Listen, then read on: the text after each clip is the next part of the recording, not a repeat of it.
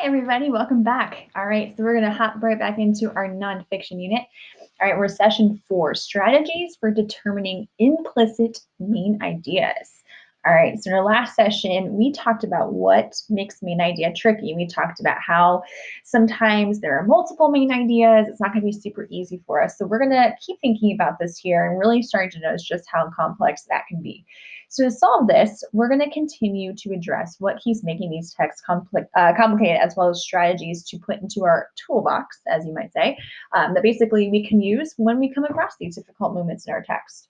So to kind of think about it this way, what you guys think of the video game Mario Kart? I don't know if you guys know it. But it was really big when I was younger, and I absolutely loved it. You're racing these tiny carts around a track. We're not actually racing, it's in a game. Trying not to take turns too lightly, and of course, dodging those banana peels that make your car slide all over the place.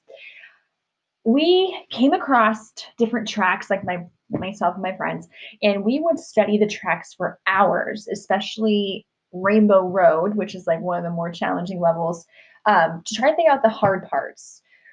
Because here was the tricky part: you could fall off on edges if you take turns too, sharp. That can happen. There's a lot of places where you could fall off. So we thought if we could figure out where the tough parts were, we would be able to beat the track. But it turned out just knowing what made it tough wasn't enough. We needed to develop strategies or things that we could do that would likely help us. So in that case, maybe we would stay a foot away from the curve so that we don't fall off, or we just take that last third turn a little bit slower. So things like that. So the same needs to be done with nonfiction. You need to not just know the hard parts, but what to do when you come across those difficult parts. So today I want to teach you that once readers know how a nonfiction text is complex when it comes to main ideas, they can develop and draw on a toolkit of strategies to support them in determining the main idea. All right. So you might have picked up on the fact that main idea is no longer straightforward. Is no longer straightforward. So there are going to be implicit main ideas. Implicit basically means hidden. So the videos, or not videos, the main ideas are going to be hidden in the text. They're not going to be a sentence that says like the main idea of this text is. You're going to have to really think about what the text is about to kind of piece that together there. All right. So and then after that, there's a couple ways that you guys can do that. So the first part is to read a chunk of the text, stop and think about the main idea, do that process a couple of times, and then put those main ideas together like a puzzle. After a bit, you will think about how they fit together and kind of see how they fit together. So that's what also makes it challenging here. All right, so with doing that, you guys probably will have multiple main ideas that you guys will jot about, and that's okay. There shouldn't just be just one main idea. There should be multiple main ideas in your text. So we're going to practice this here. So we're going to practice with this clip here. So Ready New York, NYC, and emergency. So basically, this is informational video about the importance of being prepared in case of an emergency, and it's focusing on New York City, which is a huge city, as we know. So as we watch this clip, it's really short, it's only a minute and a half. Let's think about main ideas, not just one main idea, but try to force ourselves to think of two.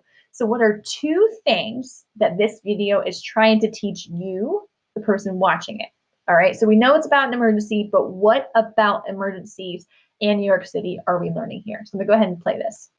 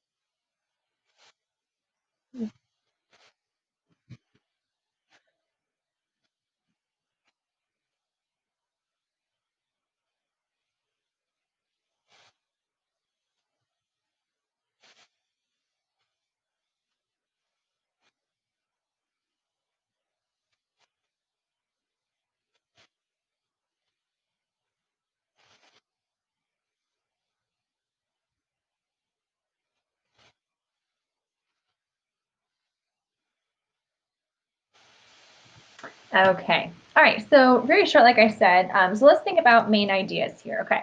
So if we were to think of two main ideas, something that kind of really stands out to me. So I mean, this whole video is about being prepared in case of emergency. So maybe a main idea could just be you need to be prepared for a disaster at any time, right? I think that's what they're kind of trying to get across here. Like a disaster can happen anytime, anywhere. It doesn't matter what kind of disaster it is. They've mentioned quite a few in there. So maybe just something they want us to know is, you need to be prepared at any time because these things can happen. Yeah, it's a city, but you know, it could be dangerous. So maybe that could also be another main idea too. So cities are a dangerous place. Okay, so this is New York City, which is a very populated city, and they talk about how these disasters strike in cities like this, and it actually be pretty dangerous because of everything that these cities need to survive. Okay, so we have two main ideas going here. So you need to be prepared for disaster anytime, and cities are a dangerous place. So now we're going to move into this next step here. So let's watch the video again, this time trying to find details supporting the main ideas from above. So in other words, we're going to try to find details or that support this main idea that you need to be prepared for a disaster anytime. And then you need to find details for this. Cities are a dangerous place. So basically what proves that you need to be prepared and what proves that cities are a dangerous place. All right, so I'm gonna go ahead and play this again, this time paying attention to those details supporting the main ideas.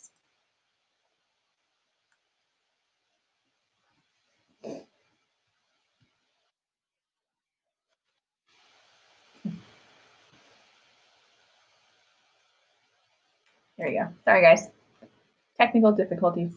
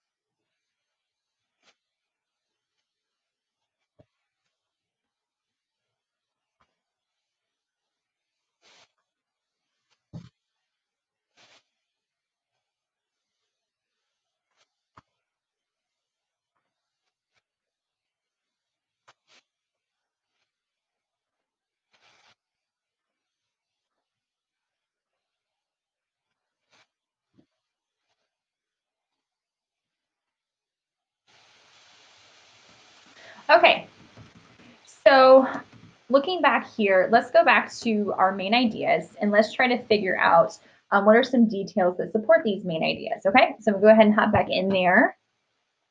So this is kind of what we came up with here. So we had our two main ideas, that you need to be prepared for a disaster anytime and that cities are a dangerous place. Okay, so if I kind of think first, let's think of this first main idea here. So we have this main idea that you need to be prepared at any time. And we kind of think, okay, so what kind of details, what do they say that really kind of prove that this is what they're trying to come, like they're saying? Well, something that really kind of stands out to me is they talk about making sure like you have a plan that you can make a decision for the safety of your family. So it's important to have a plan or be prepared because you want your family to be safe. And so having that plan or being prepared will do that for you. Something else they mentioned too is, I thought it was pretty interesting. When you think of like cities, we think that maybe they don't get these disasters like we see across the country, but these big cities, they're not immune to disasters. So that means that you need to be prepared. They talked about fires. They talked about